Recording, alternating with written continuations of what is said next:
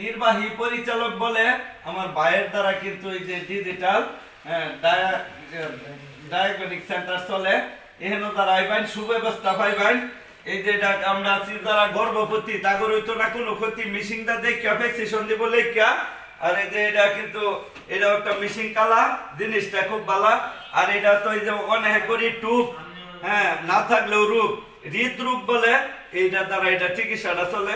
এখানে দ্বারা আইবা বিভিন্ন জাতের সুচিকিৎসা পাইবা ইনশাল্লাহ। কারণ এটা হচ্ছে যন্ত্র, এনে চলতো না কোনো মন্ত্র। তারা কিন্তু জানে বাহিরের রাষ্ট্রের তা নেই, এটা তো বুঝছো। মানে অনেক তো আছে বোধাই ধরা খায়, হুদাই টেহা হয় নষ্ট, রুগীরা করে কষ্ট।